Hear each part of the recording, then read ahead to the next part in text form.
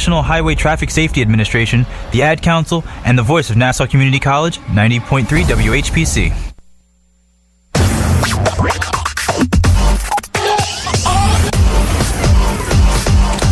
Welcome back to our voices on the voice of Nassau Community College, 90.3 WHPC. My name is Nasha Nurse, and my guest today is licensed real estate associate broker Nicole Burke. So I want to know, how does social media play a role for selling your home? Does it help the conversation, hurt the conversation? What are your thoughts? It helps it. The more avenues that we have to market a house, the better it is. It helps the community, I find. It helps the house. Because with social media, you get to reach all over the world. Awesome. Very good. I think it's great.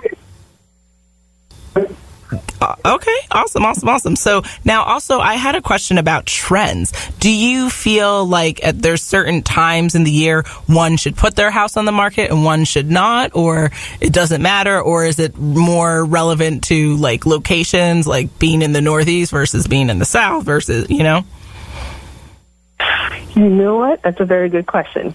There's a misconception out there that the summertime is the best time to put your house on the market. However, you got to take you back to basic economics to supply and demand. So basic economics says when supply is low and demand is high, your prices go up.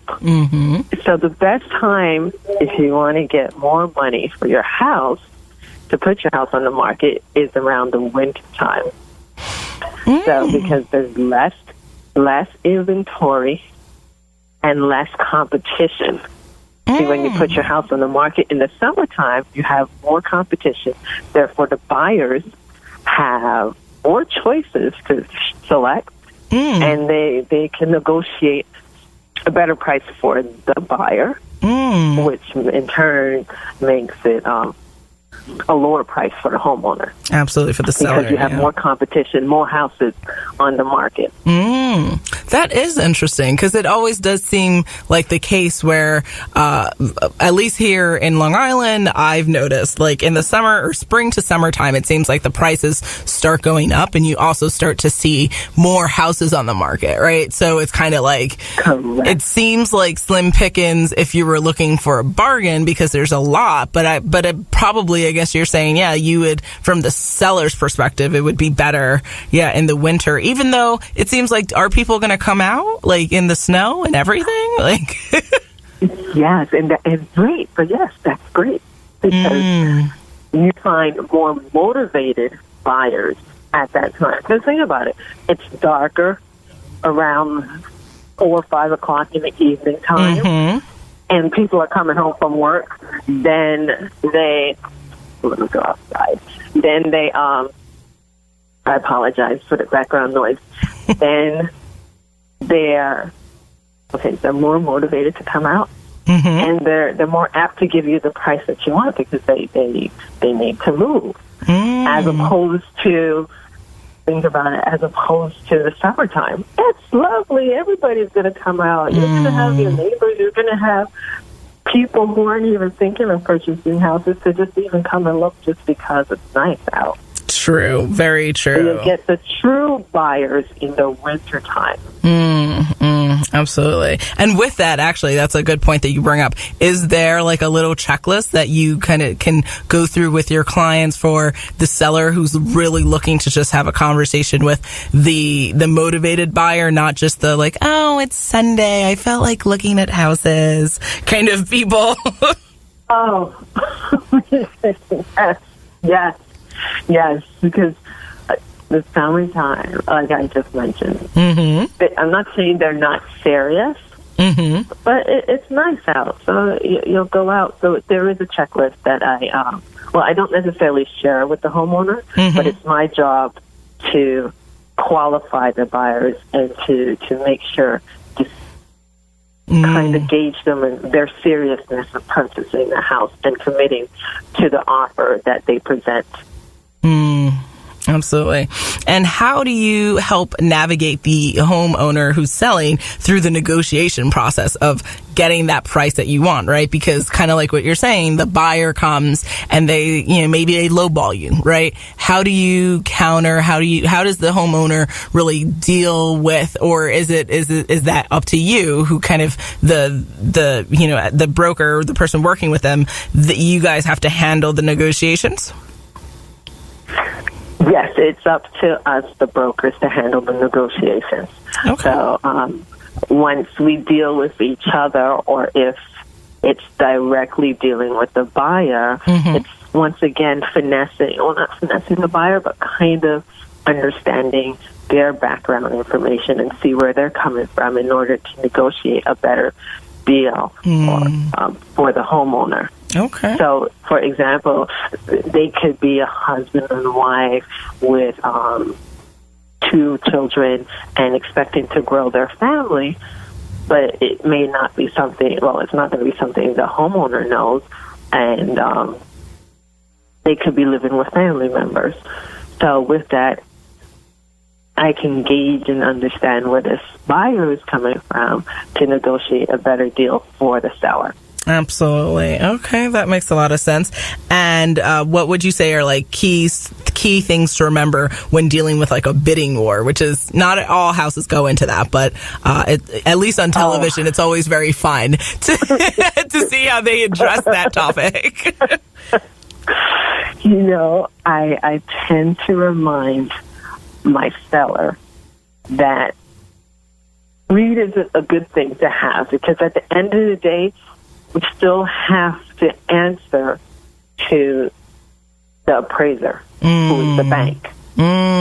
Because your house may be worth $300,000, and the buyer may be willing to offer $500,000, but the bank is going to only lend that borrower $300,000 because their comparable sales, their past comparable sales, say that the house is worth $300,000. So let's look, and I do my best to have the homeowner understand this, and let's look at who has the better terms. Mr. and Mrs. Homeowner, you want to leave in August, and it's currently May. Let's see if this buyer will allow you to stay until August rent-free, and we can close in August. Or perhaps a buyer may want to move sooner, but the price they're offering is a little bit higher. We've got to look at the whole picture with considering what your goals are, Mr. and Mrs. Homeowner. Absolutely. And that's how I get past that greed part. Let's look at the whole picture and the terms. Absolutely. You are listening to our voices on the voice of Nassau Community College, 90.3 WHPC. My name is Natasha Nurse, and my guest today is licensed real estate associate broker Nicole Burke. So now, gosh, I feel like I could ask you more and more questions because I do actually really enjoy real estate.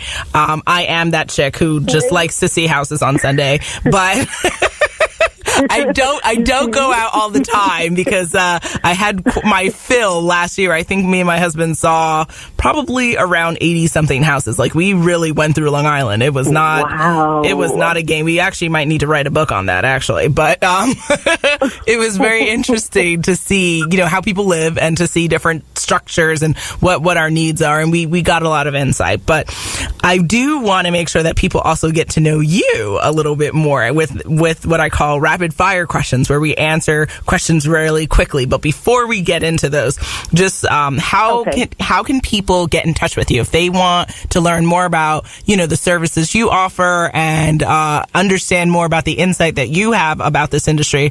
Where do they go?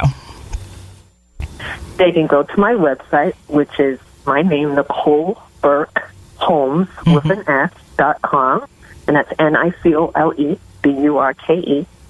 And you can reach me at my email, which is home run, like in baseball, at Nicole Burke Homes with an S.com.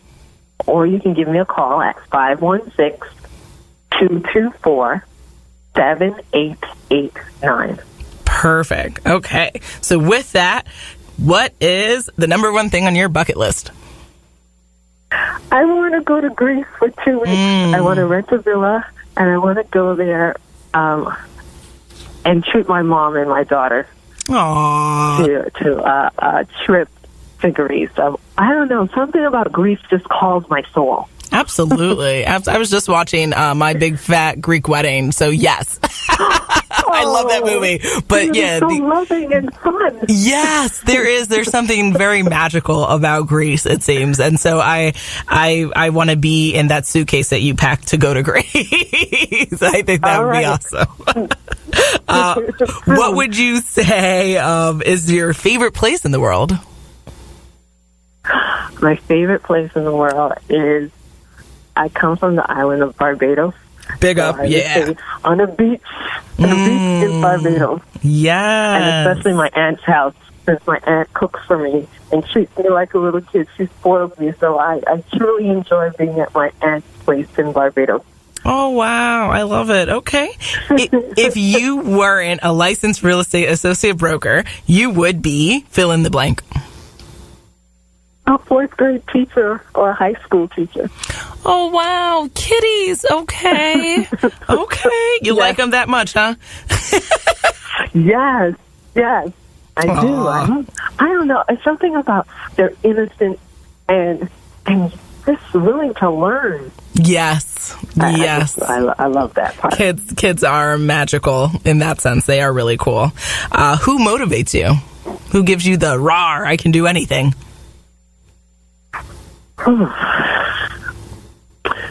Honestly, it isn't a person, but it's a being. God. Okay. God gives me the strength and that motivation. I love it. Absolutely. Okay. Describe yourself in 5 words or less. Committed. Strong. Happy. Can I say trying to be disciplined? We'll take it. We'll take it. Absolutely. Awesome. Oh, wow. So was that 5? Or no, that was 4? And positive. Okay, gotcha. Well, thank you, Nicole, for coming on to Our Voices. It was such a pleasure having you on the show and sharing your insight about selling your home stress-free, as well as just understanding more about the process. Thank you for having me, Natasha. Absolutely. And I hope our audience found you both as informative and inspiring as I did. My name is Natasha Nurse. I'm the proud host of Our Voices here on 90.3 WHPC. Our show's creative director is Rudy J. Breedy. Visit nccradio.org. Again, that's www.nccradio.org for more information. This is available as a podcast on iTunes, Android Podcasts, and Spreaker. Our Voices is powered by the Nassau Community College Foundation on the voice of Nassau Community College, 90.3 WHPC. Have a great day, and we'll see you soon.